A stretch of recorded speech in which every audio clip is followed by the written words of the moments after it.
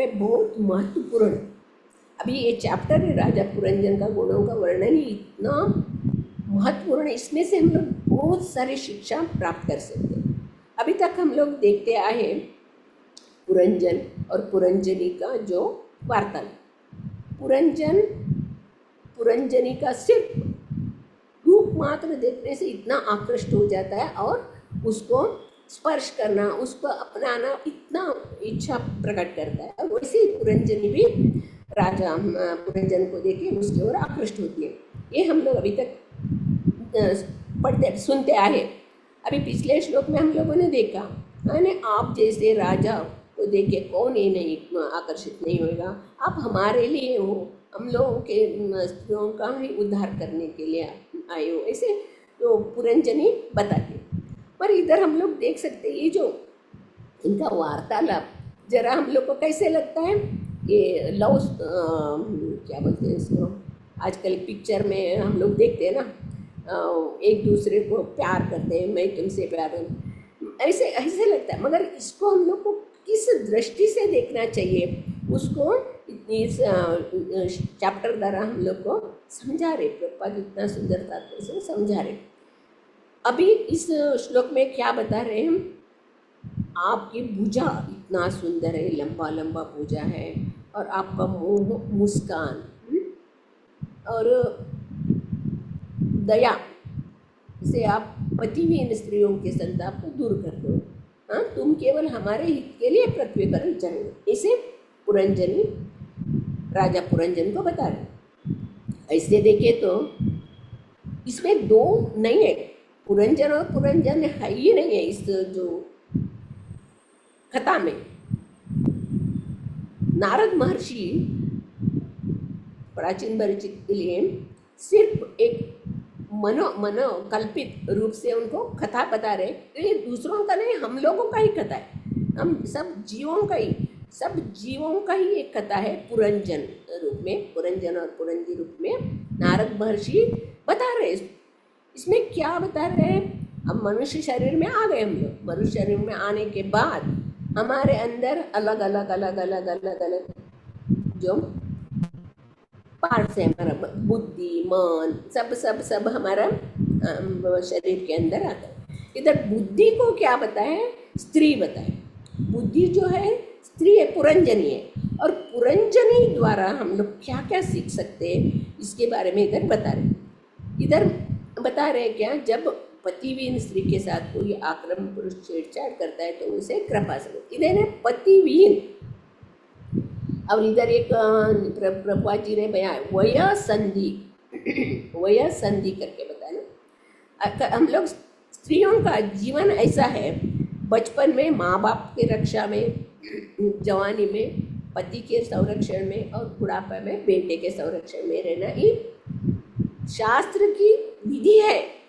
ने स्त्री ऐसे बोलते हैं ना, स्त्री है ने आग है और पुरुष है ने मक्खन है, और आग को और मक्खन को साथ में नहीं देखने का हम लोग, क्या होएगा वो देखने का नहीं। इसके लिए स्त्री को बचपन से ऐसा शिक्षा देते हैं, क्योंकि वो अपने घर से बाहर, पहले हम लोग इनका सब देवहूति का और अलग अलग इनका स्त्रियों का वर्णन हम सुना है।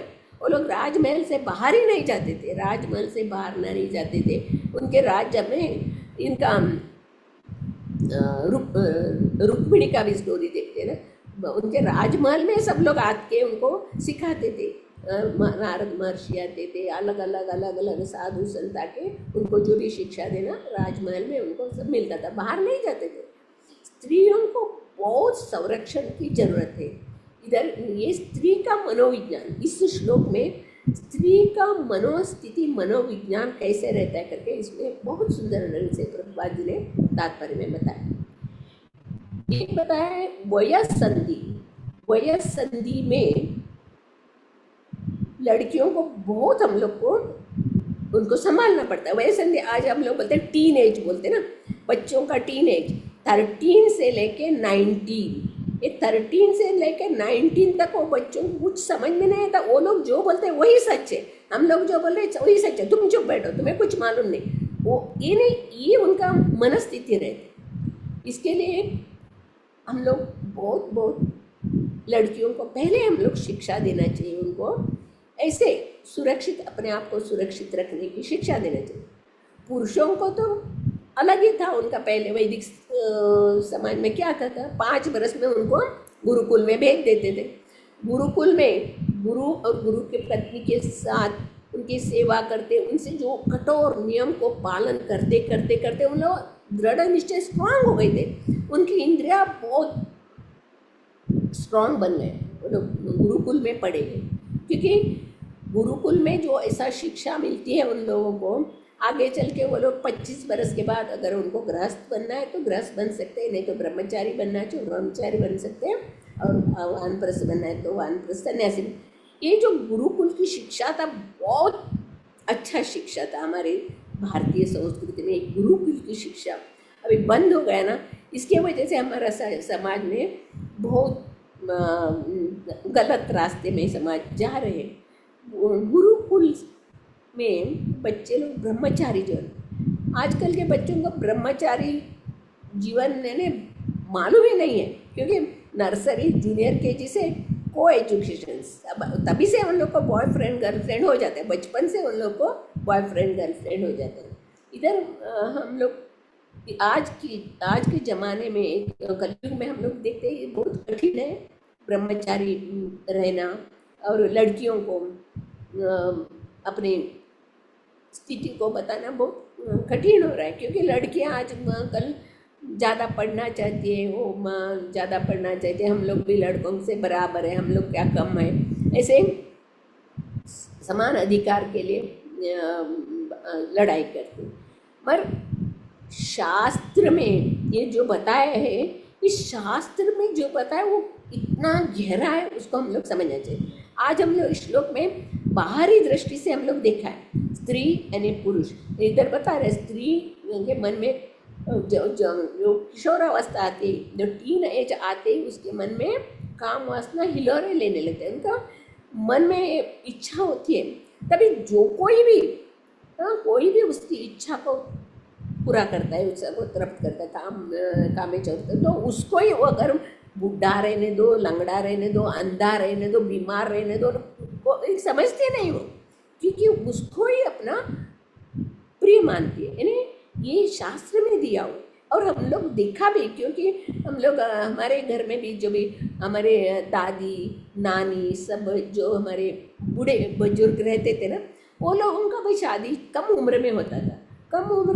था, और उसके पति जल्दी गुजर जाते, और ये स्त्रियां जवान रहते, तो उनके लिए इतना कड़क नियम था, क्योंकि कंपलसरी उनको पूरा बाल कट करके रेड साड़ी पहन के घर से बाहर जाने का नहीं, ऐसे ही रहना चाहिए, एक ही वक्त खाना चाहिए ना, उनको सन्यासी जीवन जैसे शिक्षा देते थे, क्योंकि वो पहले पूर्वजों को मालूम था ये इंद्रिया बहुत चंचल है, तो कभी भी किसी को भी इंद्रिया वश में करके उसको उनका जीवन नरकगामी होगा। इसके लिए स्त्रियों को बहुत स्ट्रिक्टली उनको संभालते थे। इधर वही प्रभुपाद जी बता रहे हैं, ये जो जवान होते हैं उन लोग को, लड़कियों को बहुत संभालना चाहिए, अगर नहीं तो उनका कामोत्तेजना इतना रहता है। इधर चाणक्य पंडित भी बताते हैं, पुरुषों से भी स्त्रियों के अंदर 3 गुना काम इच्छा रहता है करके, और इसमें हम लोग देखे ना, ये भागवतम में हम अलग अलग हम लोग देखते हैं कितने पुरुष, इनका भी हम लोग देखते हैं। देवहूति, और देवहूति ने अपने पति की इतनी सेवा की, बाद में वो कश्यप ने उसके लिए कितना सुंदर महल बना के उसको सब जगह घुमाया कराया, उसको कितने लड़कियां, कपिल जैसा पुत्र, ये हम लोग जानते, क्योंकि पुरुषों का ये अधिकार, पुरुषों का ये कर्म है, ये कर्तव्य है कि स्त्रियों को अच्छे से रखना, उनको जो चाहिए उनकी इच्छा पूरा करना, उनको जो गहने जो चाहिए वो देना, और उनको अपने वश में रखना। अगर जो स्त्री अपने पति के वश में रहती है तो हमेशा पतिव्रता बन के रहती है। अगर उसका इच्छा अपूर्ण रहता है तो इधर उधर वो स्त्री भागती है और अपना घर को नरक बना देती है। इधर हम लोग ये जो दृष्टि हम लोग देखते हैं, एक चर्म चक्षु से देख रहे हैं। चर्म चक्षु से हम लोग को स्त्री और पुरुष का भेद मालूम पड़ता है। अभी हम लोग इस स्त्री और पुरुष का इधर पुरंजन और पुरंजनी की कथा से हम लोग देख रहे हैं। इसमें क्या है, काम वासना से भरा हुआ है। दोनों, पुरंजन भी काम वासना से अंधा है और पुरंजनी भी काम वासना, उसके काम वासना तृप्त करने के लिए तैयार। ये दोनों का हम लोग देख रहे हैं। पर अगर शास्त्र ये चर्म चक्षु से हम लोग इस काम भावना को मेन देख रहे हैं ना। ऐसे तो भौतिक दुनिया काम के ऊपर ही खड़ा है। काम मिथुन आदि बोलते हैं, काम के ऊपर ही इस सारे भौतिक दुनिया खड़ा है। अभी हम लोग देखते हैं चर्म चक्षु से हम लोग को जवान लड़का लड़की एक दूसरे को प्यार करते हैं, एक दूसरे से आकर्षित हो। यही चर्म चक्षु से हम लोग एक डॉक्टर है, डॉक्टर अपने मरीज को तपास करता है। प्रेग्नेंट औरत रहने दो, कोई भी उसको कहता है, वो उसका शरीर को टच करता है, मगर उसके अंदर क्या भाव रहता है। और डॉक्टर है, ये पेशेंट है, और डॉक्टर और पेशेंट के बीच में क्या, उसका रोग दूर करना है, इतना ही रहते। गायनाकोलॉजिस्ट डॉक्टर है और डिलीवरी करने वाले डॉक्टर है, वो लोग भी स्त्रियों को टच करते हैं, उनका सीक्रेट पार्ट्स को देखते हैं, मगर उनके अंदर वो क्या रहता है, मैं उसको ठीक करना, मेरा है उसको ठीक करना, यही भाव रहता है। इसमें ये चर्म चक्षु से हम लोग देख सकते हैं।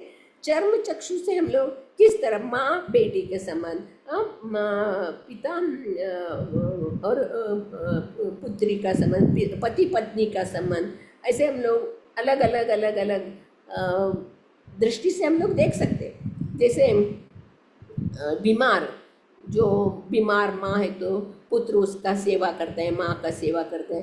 अगर पुत्र बीमार है तो माँ उसकी सेवा करती है, पति पत्नी की सेवा। ये जो अपना ये धर्म है, ये कर्तव्य है अपना, ये करना ही है हम लोग को। ये इसमें हम लोग चर्म चक्षु से नहीं देख सकते। चर्म चक्षु से नहीं, इसको देखने की जो हमारा दृष्टि अलग रहती है।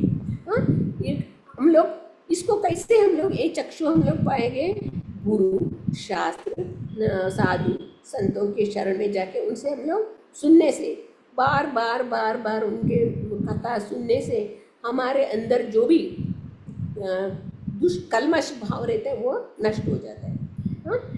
अभी चर्म चक्षु हो गया। हम लोग को ज्ञान चक्षु कैसे मिलेगा? हम लोग को गुरु के शरण में जाने से, गुरु की सेवा करने से, गुरु की आज्ञा पालन करने से, भगवान के खुश करने से, ये हम लोग को शास्त्र चक्षु से मालूम पड़ेगा। शास्त्र चक्षु इतना स्ट्रांग होता है ना, चर्म चक्षु से हम लोग कुछ नहीं, बाहर का ही इसे देख सकते हैं चर्म चक्षु से। और शास्त्र चक्षु कैसा रहता है? एक्सरे, अभी तो MRI बोलते हैं ना, शरीर के अंदर कुछ बीमारी है तो हम डॉक्टर बाहर से नहीं देख सकता है, वो बोलते हैं इसको एक्सरे निकालो, MRI निकालो, तो अंदर क्या है वो मालूम पड़ता है।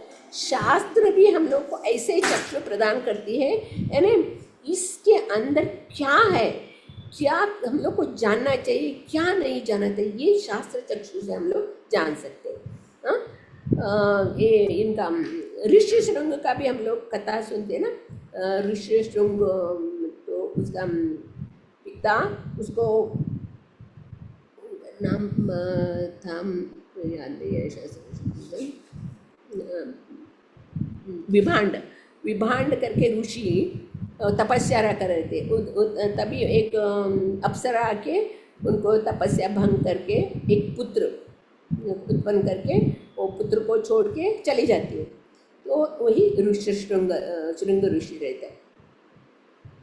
तो वो विभांड ऋषि को बहुत गुस्सा आ जाता है। वो इसके लिए अपने बेटे को स्त्री से अलग, यानी स्त्री का संपर्क में ही नहीं जाने का, ऐसा स्ट्रिक्टली उसको उस इस पहाड़ जंगल के ऊपर उसको रखा था। 50 मील तक कोई स्त्री उधर उनके आश्रम में नहीं आ सकता है। अपने बेटे को, श्रृंगी ऋषि को ऐसा वो बड़ा करता है। स्त्री यानी कौन है, स्त्री क्या है मालूम ही नहीं, वो पिता है उसको बड़ा करता है। फिर उसी टाइम हम लोग देखते हैं ना, राजा इसमें उसके नाम नहीं आ रहा है मुझे, राजा का राज्य में ये नहीं आता है ना, बारिश नहीं आता है, तो वो राजा सोचता है अभी क्या करे। तभी सब लोग बोलते हैं वो श्रृंगी ऋषि है ना, उसको बुला के लाएगा तो आपके राज्य में बारिश आएगा। तो श्रृंगी ऋषि को कैसे लेके आएंगे? फिर वो लोग प्लान करके वेश्या लोगों को भेजते और तुम जाके उसको आकृष्ट करके उसको इधर लेके आओ। फिर वो लोग वेश्या लोग देखते हैं उसका पिता नहीं है, भांड ऋषि नहीं है, तभी वो समय जाते, वो लोग भी पुरुषों जैसा वेश करके जाते, हाँ, नदी पार करके वो जंगल में जाके श्रृंगी ऋषि, श्रृंगी को बालक से मिलते हैं और उससे बात करते। फिर वो उसको लगता है वो लड़कियों को देखा नहीं, ये कैसे लड़के हैं, उनको आश्चर्य लगता है, उन लोग का हंसी मजाक उनके साथ उनको अच्छा लगता है। ये लोग अरे ये भी हमारे जैसे हैं करके उनके साथ अच्छा से घुल मिल जाता है।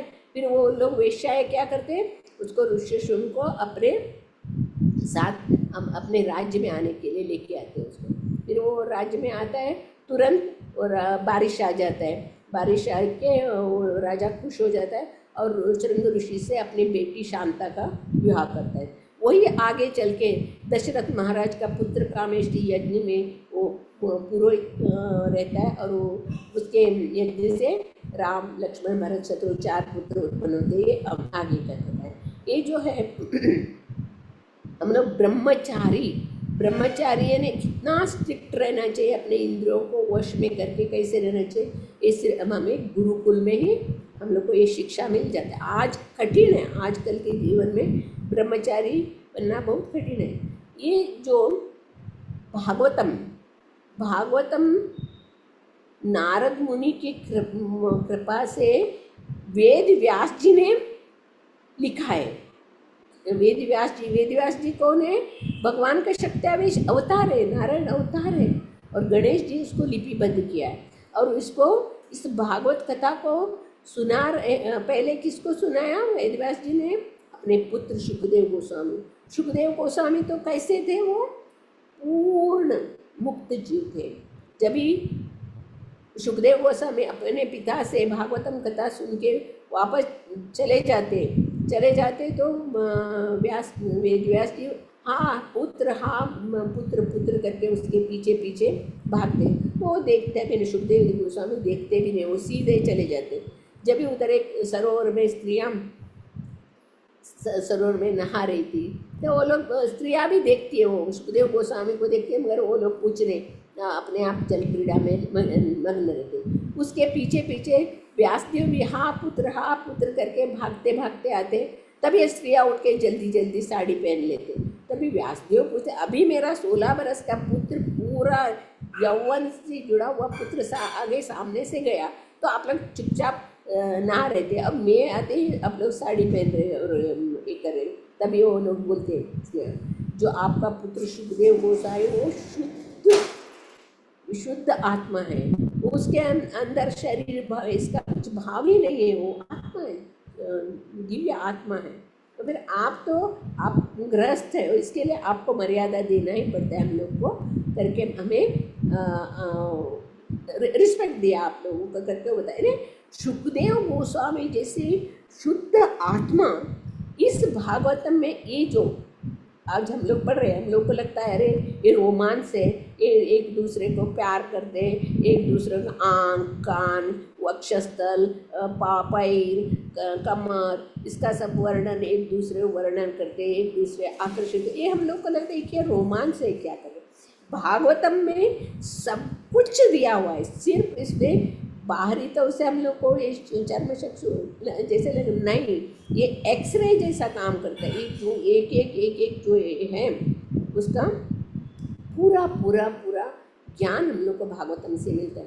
ये हो गया चर्म चक्षु। अभी ज्ञान चक्षु से हम लोग शंकराचार्य ने एक किया ना, नारी स्तनभर नाभिवेश, नारियों का स्त्रियों का स्तन नाभि से कभी आकर्षित नहीं होना चाहिए। तो उन्होंने कैसे देखा, जब शंकराचार्य के सब सिद्धि को प्राप्त किए थे, वो उन्होंने सब सिद्धि को प्राप्त वही एक परीक्षा करने के लिए, क्योंकि लोग नारी के स्तन के लिए क्यों आकर्षित होते, क्यों ये बढ़ते करते, देखने के लिए उन्होंने अपने सिद्धि से एक महारानी के गुजरी हुई मरी हुई थी, महारानी गुजरी हुई थी, उसके शरीर में प्रवेश करके वो सब देखिए वो अपने शास्त्र में बताया ये नारी के स्तन के ऊपर आकर्षित नहीं होना चाहिए, मांस और मज्जा से भरा हुआ है। इन्होंने लिखा हुआ है चरपट पंचाक्षरी में शंकराचार्य। इस शास्त्र चक्षु से हमें पूरा ज्ञान मिलता है। हाँ, कर्म चक्षु से नहीं, बाहर के तौर से देखते हैं, मगर इस शास्त्र चक्षु से हम लोग को पूरा इसके पीछे क्या है, क्या भाव है, क्या ये है करके हम लोग को शास्त्र चक्षु, एक ज्ञान चक्षु। ज्ञान हमें कैसे प्राप्त होएगा, एक गुरु के शरण में। अभी हम लोग नारद महर्षि, व्यासदेव, सुखदेव गोस्वामी, गुरु चैतन्य महाप्रभु, प्रभुपाद जी, हमारे गुरु महाराज की वचनों को सुन के हमारे कान में वो रसास्वादन करने से हमारे अंदर जो कलमश था वो नष्ट हो जाता है। हमें ये ज्ञान चक्षु से दिव्य ज्ञान प्राप्त हो जाता है। हम लोग बोलते हैं दिव्य ज्ञान हृदय प्रकाशित, तो बोलते हैं ना, हम लोग सुबह आरती करते हैं। दिव्य ज्ञान हमारे गुरु महाराज से मुख से, साधु संतों के मुख से हमें मिलता है। अभी हम लोग चैतन्य महाप्रभु का ही उदाहरण से हम लोग देख सकते हैं।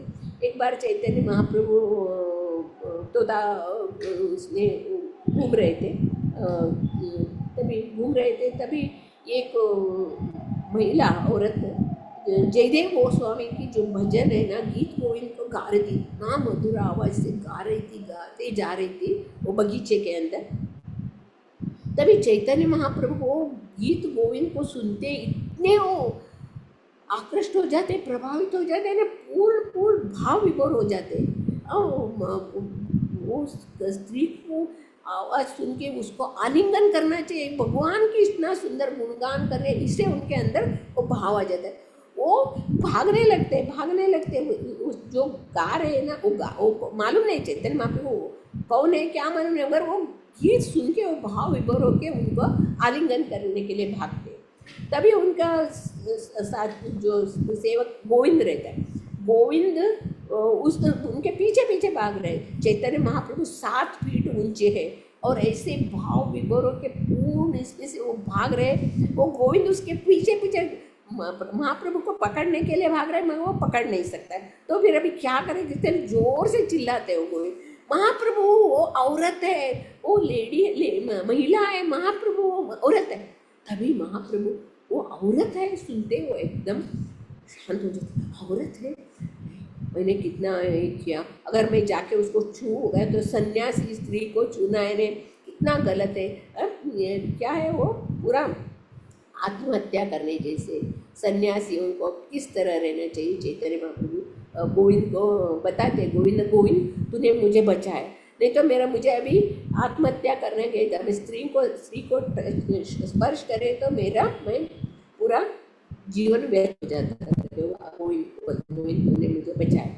फिर चैतन्य महाप्रभु बोलते हैं सन्यासियों का जीवन ऐसा रहना चाहिए, उसमें थोड़ा भी ये बोलते हैं ना गंदगी है ना, साई का एक ड्रॉप भी, एक टिक्का भी सन्यासियों के कपड़े के ऊपर जरा सा भी दाग है तो वो पूरा समाज को ये कर देता है, क्योंकि समाज उसके ऊपर दोषारोपण करते हैं। सन्यासी को हमेशा बहुत स्ट्रिक्ट रहना चाहिए, अपने इंद्रियों को वश में करके अपने मन को कंट्रोल में रखने। इस चैतन्य महाप्रभु हम लोग सन्यासी के शिक्षा ने, ब्रह्मचारी सन्यासियों को कैसा रहना चाहिए, ये शिक्षा हम लोग को चैतन्य महाप्रभु से मिलता है। चैतन्य महाप्रभु बोलते हैं स्त्री और पुरुष का आकर्षण ऐसा रहता है, किसी को भी वो छोड़ता नहीं। एक पेड़ को, एक लकड़ी को भी अभी साड़ी पहना के रखे तो पुरुष जाकर उसको आलिंगन करेंगे, नहीं, आकर्षण ऐसा प्रबल रहता है, स्त्री पुरुष के बीच का आकर्षण ऐसा प्रबल रहता है। ये एक से हम लोग सुनते हैं। और दूसरा एक है चैतन्य महाप्रभु ने हम लोग को सिखाया, जगन्नाथपुरी में जगन्नाथ के दर्शन में गए थे चैतन्य महाप्रभु, और गरुड़ गरुड़ ध्वज के पीछे खड़े रह के चैतन्य महाप्रभु भगवान जगन्नाथ का दर्शन कर रहे थे। इतना भीड़ था, हजारों लोग थे, बहुत भीड़ था। वो पीछे खड़ के जगन्नाथ का दर्शन कर रहे थे।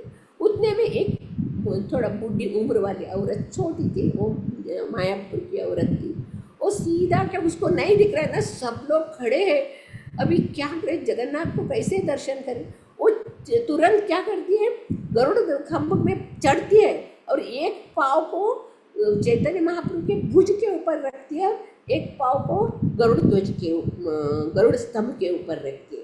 गरुड़ स्तंभ के एक पाँव रखते हैं और जगन्नाथ का दर्शन करते हैं। हाँ, जगन्नाथ का दर्शन हुआ, हे जगन्नाथ, जगन्नाथ का दर्शन हुआ। खुश से वो जगन्नाथ का दर्शन करते हैं। तभी इधर चैतन्य महाप्रभु के बाजू में वो गोविंद खड़ा था। वो चिल्लाता है उन औरत को, ये पागल औरत, महाप्रभु के ऊपर चढ़ के खड़े होके देख रहे हो, उतर नीचे करके वो गुस्सा करता है। तो महाप्रभु तभी होश में आ जाते हैं। वो देखते किसको गुस्सा कर रहे हैं, उनको मालूम ही नहीं। वो उस कंधे के ऊपर वो पाँव रखी औरत, मालूम ही नहीं चैतन्य महाप्रभु। वो गोविंद को डांटते, किसको गुस्सा कर रहे हो तुम, क्यों चिल्ला रहे हो। तभी वो बोलता है, वो देखो औरत, वो औरत ऊपर कंधे के ऊपर पाँव रखे। तभी वो चैतन्य महाप्रभु, देखो उसकी इच्छा, देखो भगवान को दर्शन करने के लिए इतना उत्कंठ इच्छा है। मेरे अंदर भी वो इच्छा नहीं है भगवान को, मगर वो स्त्री के अंदर वो इतना उत्कंठ है जगन्नाथ का दर्शन करना। तुम चुप रहो करके वो उसको डांटते, मगर वो स्त्री उतरती है और उसको चरण प्रणाम करके वो चले जाती है। यानी अभी क्या हुआ, पहले स्त्री को स्पर्श नहीं करने का बोला, अभी चैतन्य महाप्रभु के ऊपर ही पाँव रख के वो स्त्री खड़ी रहती। तभी भी चैतन्य महाप्रभु बोलते उसका इच्छा, भगवान को दर्शन करने की उसका तीव्र उत्कंठ इच्छा को देखो, भगवान का देखने का इच्छा देखो करके समझाते हैं। नहीं, हमारे अंदर ऐसा उत्कंठ इच्छा होना चाहिए। प्रभुपाद जी के हम लोग इसमें भी देखते, प्रभुपाद जी उधर लॉस एंजलिस में रहते थे। वो उनके एक डेवोटी, भक्त डेवोटी, वो पेंटिंग करते रहते दीवार के ऊपर, इसमें राधा कृष्ण का पेंटिंग करते रहते। तो कभी कभी महाप्रभु प्रभुपाद जी जो बैठते ना, वो व्यासासन में पाँव रखती है, कभी व्यासासन में पाँव रख के पेंटिंग करती है, ये करती है। फिर सब लोग, बाकी डेवोटी लोग प्रभुपाद जी को कंप्लेंट करते हैं, ये ना, ये माता जी है ना, आपके व्यासासन पे पाँव रख के पेंटिंग कर रहे। तो प्रभुपाद जी बोलते वो क्या कर रहे हैं, भगवान का पेंटिंग कर रहे हैं ना, वो भगवान को इतना आत्म तन्मयता से भगवान का पेंटिंग कर रही है। व्यासासन पे क्यों, मेरे सर पे पाँव रखे तो भी मुझे कुछ नहीं, वो भगवान का पेंटिंग कर रहे हैं ना। ऐसा उसका भगवान क्या करते हैं, गुरु महाराज भाव को देखते हैं, उनका काम ये नहीं देखते। भगवान भी भावग्राही जनार्दन, हम लोग जो देते जो करते वो नहीं देखेंगे, ये किस भाव से भगवान की सेवा में लगा हुआ है वो देखते। और तीसरा हम लोग ये कर सकते हैं, गोपियाँ और भगवान के साथ रास लीला करते, रास लीला करते। गोपियाँ अपने सब पति, बच्चे, सास ससुर सबको छोड़ के आके भगवान के शरण में वो अपने अपने को समर्पित करते। हम लोग सोचते हैं गोपियाँ कैसे ऐसे करते, क्योंकि उन लोग को मालूम था भगवान ईश्वरा परम कृष्ण सच्चिदानंद विग्रह अनादिरादिर गोविंद सर्व, ईश्वर एक ही है, एकला ईश्वर, कृष्ण के अलावा हमें किसी को मालूम नहीं। चैतन्य महाप्रभु इतने स्ट्रिक्ट सन्यासी है, फिर भी वो लोग क्या करते हैं, अपना स्वरूप कैसे बोले, गोपी भाव, गोपी पदकमलों दासानुदास, अपने आप को ऐसे बोलते हैं, गोपी भक्त पदकमलों दासानुदास, लोग को ऐसे स्थिति होना चाहिए। गोपियों का जो भाव, किस तरह वो भगवान की सेवा करते हैं, वो भगवान का प्रेम, भगवान को कैसे खुश करने का वो छोड़ के, और उन लोग को कुछ यही मालूम ही नहीं पड़ता। जब ये रास लीला में एक बार भगवान अदृश्य हो जाते, तो भगवान अदृश्य हो जाते, तभी चतुर्भुज विष्णु रूप में भगवान खड़े रहते। वो गोपियाँ सब देखते हैं उनको, चतुर्भुज विष्णु रूप को भी देखते हैं, मगर वो कृष्ण करके वो पहचानते नहीं, वो लोग ढूंढते रहते, मेरा कृष्ण कहाँ है, मेरा कृष्ण कहाँ है, मेरा कृष्ण कहाँ है। फिर राधा रानी आती है। राधा रानी पूछती है कृष्ण कहाँ है, तो विष्णु ऐसा हाथ दिखाते, नारायण ऐसा हाथ दिखाते, तो राधा रानी उधर ही से जाते, फिर ये नारायण रूप में से वह कृष्ण रूप में आ जाते भगवान।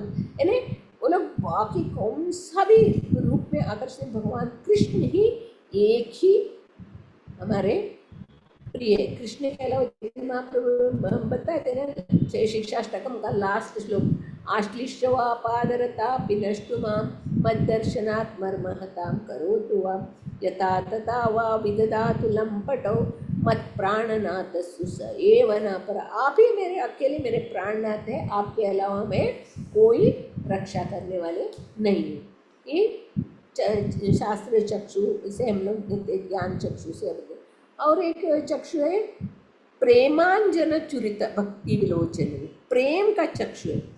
प्रेम का चक्षु में क्या, वो लोग सिर्फ भगवान को ही देखते, बाकी कौन जीव शरीर वो कुछ नहीं देते।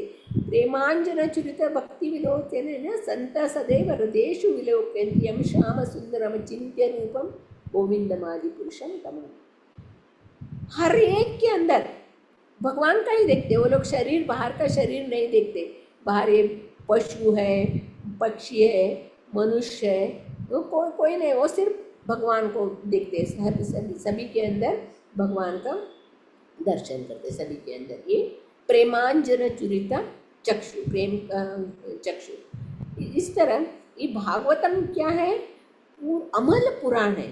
इसको किसने ये किया है, व्यासदेव ने रचाया, और वो सुखदेव गोस्वामी ने गाया। परीक्षित महाराज 7 दिन में सुन के भगवत धाम चला गया। उसी भागवत कथा को नारद महर्षि कितने बड़े आचार्य, वो एक बार एक को राजा के पुत्रों को मिलते ही बस उन लोग को क्या ब्रह्मचारी बना देता। हजारों दक्ष के पुत्रों को हम लोग देखते, सभी को ब्रह्मचारी बनाते।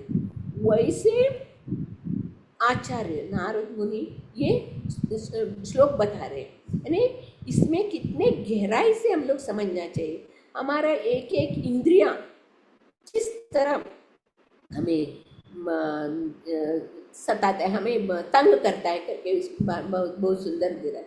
अगर अनाथ वर्ग जो है ना, जिसका पति नहीं है, वो हमेशा अपने पति विहीन होने के बाद जो भी पुरुष उसको अच्छे से सुंदर बताया, वो बहुत सुंदर हो, ऐसे वो तारीफ करे तो बस वो पागल हो जाती, उनके पीछे चले जाते। इधर बहुत सुंदर रूप से प्रभुपाद जी ने बताया। इधर और एक बताया जो लंबी भुजा है पुरुषों का, लंबी भुजा, वो सर्प का ऐसा रहता है, पहले जाड़ा रहता है, बाद में पतला होता है, वो गोल राउंड मार के बैठते हैं। ऐसे स्त्रियाँ क्या करते हैं, पुरुषों का आलिंगन चाहती है, वो सर्प के जैसे वो जो आलिंगन चाहते हैं, इसके लिए वो पुरुषों की लंबी भुजाओं से अत्यधिक आकर्षित होती है। और प्रभुपाद जी बता रहे हैं, ये जो हम लोग भागवतम में जो भी सुन रहे, ये एक वर्ड क्या है, ये पूरा वैदिक शास्त्र का सार है और सिद्धांतों का रत्न है। और सभी इसके लिए कोई 4 आश्रम 4 वर्ण वाला ऐसे नहीं, सभी के लिए बना है। स्त्री शूद्र द्विजबंधुओं के लिए व्यासदेव ने ये रचना किया। हजारों वेद शास्त्र में एक जो भागवतम है, अमल पुराण है, इसको सुनने मात्र से, उसको बार बार सुनने मात्र से हम लोगों का अंदर का जो कलमश है धुल जाता है। ऐसे हम लोग भौतिक दुनिया में हमारी इच्छाएं, काम इच्छाएं इतना भराव रहता है, मरते दम तक हमारा इच्छाएं पूरा नहीं होता। बुढ़े के अंदर भी वो काम इच्छाएं रहते हैं। मैंने एक बार पहले भी आप लोगों को एक स्टोरी से ज़रा अकबर बीरबल का स्टोरी ज़रा आपको सुनाई थी। इस काम इच्छा को हम लोग कितने भी खुश करे जाए, खुद ना खुश है। जैसे आग यज्ञ में हम लोग यज्ञ करते, उसमें घी डालते, हविष्यान भगवान को भोग के लिए लेकर हविष्यान डालते, सब डालते, पर ये क्या होता है, अग्नि बढ़ता ही रहता है, बढ़ता ही रहता है, वो कभी कम नहीं होता है। अगर उसी को हम लोग क्या करना चाहिए, उसी हमारे जो इच्छा को भगवान के चरण में समर्पित करना। जैसे वृक्ष के मूल में हम लोग पानी डालेंगे, तो वृक्ष के मूल में पानी सिंचन करने से क्या हो जाता है, ऑटोमेटिकली फल फूल पत्ते सब खुश हो जाता है। इसी जिस तरह हम लोग पेट को खाना खिलाते हैं तो हमारे सारी इंद्रियां तृप्त हो जाती है, खुश हो जाते हैं। इसी तरह के द्वारा हम लोग को समझा रहे, हमारा मन, हमारा बुद्धि, हमारा इंद्रियां, हमारा सब कुछ हम लोग को किसके शरण में लगाना चाहिए, भगवान के शरण में लगाना चाहिए। भगवान के शरण में लगाने से ही हम लोग, हमारी इच्छा ऑटोमेटिकली पूरा शांत हो जाएगा, हम लोग खुशी से आनंद से रह सकेंगे। इधर बहुत सुंदर ढंग से इसमें बहुत सीखने जैसा है हमारे हम लोग को। स्त्रियों का ये मनोविज्ञान है, स्त्रियों का कैसे स्वभाव रहता है, वो किस तरह तुरंत आकर्षित हो जाती है। और चाणक्य पंडित ने भी यही बताया, स्त्रियों को हमेशा भगवान की सेवा में ही लगाना चाहिए। भगवान की सेवा में उसको स्त्रियों को करके तो इधर उधर उनका मन नहीं जाएगा, और स्त्रियों को हमेशा भगवान की सेवा में लगाना चाहिए। और ये भी बता रहे 5 वर्षों तक बच्चों को, 5 वर्ष से 10 वर्ष तक बच्चों को अच्छे मार के सिखाना चाहिए। बैठो, करो, चैंटिंग करो, एक सुनो करके 5 वर्ष से 10 वर्ष तक को अच्छा स्ट्रिक्टली उनको सिखाना चाहिए। फिर बड़े होने के बाद वो बोलते हैं ना, जब भी बाप का और बेटे का जूते का साइज सेम हो गया तो पुत्र मित्र वधार्चे, उसको पुत्र को मित्र जैसा, फ्रेंड जैसा उसको साथ बिहेव करना चाहिए। बचपन में हम लोग सिखाना चाहिए उसको ऐसा स्ट्रिक्टली।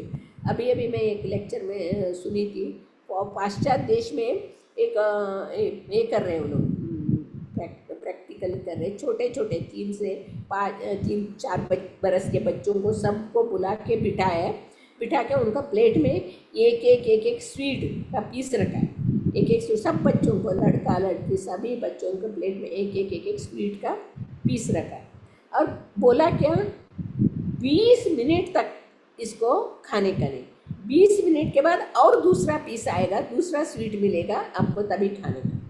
तभी थोड़े बच्चे लोग बैठ गए, दूसरे पीस आएगा तो थोड़े बच्चे लोग वो तुरंत खाने लगे, दूसरे पीस आएगा नहीं। इससे वो लोग समझा, जो तुरंत खा लेते ना, वो लोग दृढ़ निश्चित नहीं है, वो लोग ये आगे चल के स्मोकर, ड्रिंकर, ये सब बनते हैं वो लोग, वो उनके अंदर ये नहीं है, सहन करने की दृढ़ निश्चय नहीं। और जो वेट करते हैं वो लोग आगे बढ़ के, वो बड़े होने के बाद वो लोग दृढ़चित्त रहते और समाज में अच्छे से भी वो करते। ये प्रूफ किया अभी इन्होंने किया, मगर हमारे वैदिक ज्ञान पहले से ही ब्रह्मचार्य आश्रम सभी, तभी राजा क्षत्रिय ब्राह्मण सभी गुरुकुल में बच्चों को भेजते थे ना, तभी वो लोगों ने जीवन, उनका चरित्र कितना सुंदर ढंग से वो लोग अपना चरित्र बनाते थे। 5 बरस से 25 बरस में वो सब सीख लेते थे।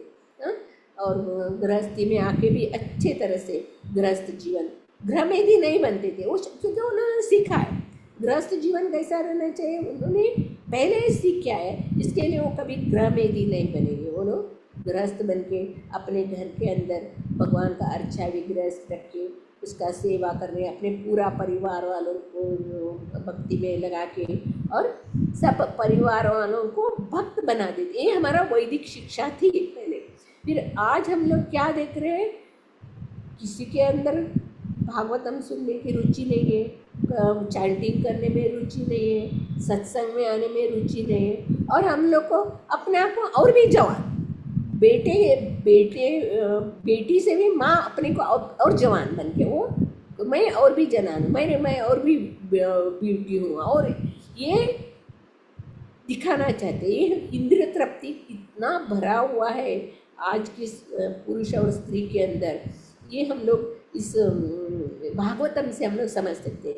लास्ट में जब प्रभुपाद जी ने एक बताया है, इस संसार में तथाकथित प्रेम काम तुष्टि के अतिरिक्त और कुछ नहीं। आजकल हम लोग देखते हैं ना, प्रेम लड़कियां शादी करो बोले तो 20-22 बरस में शादी करो, नहीं नहीं नहीं हम लोग को पढ़ना है और आगे पढ़ना है और आगे पढ़ना है, जॉब करना है और थोड़ा पैसा कमाई करना है।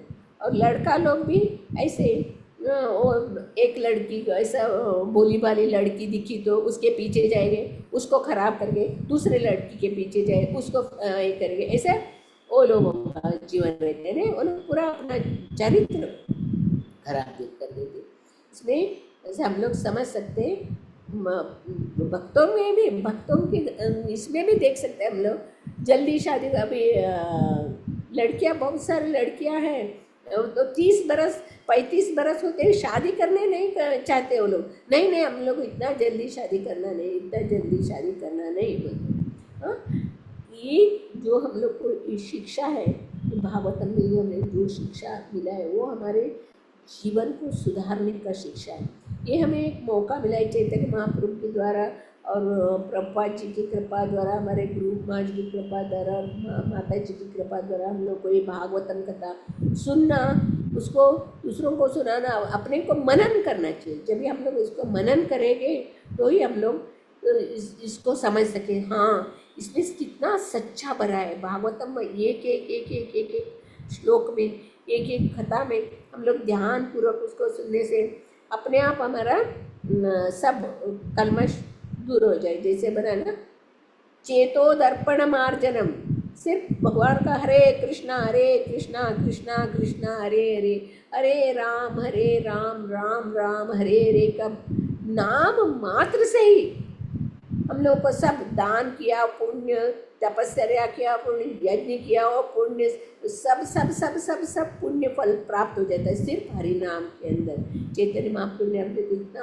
आसान तरीका दिया है और भागवतम द्वारा हम लोग इसको कथा सुन के हमारा जीवन में इसको उतारना चाहिए और अपना जीवन को एक अच्छा ढंग से हम लोग बिना चाहिए। और हम लोग भारत भूमि में हम लोग जन्म लिया और दूसरों को भी इसको बता के उनका भी जीवन उद्धार करना चाहिए।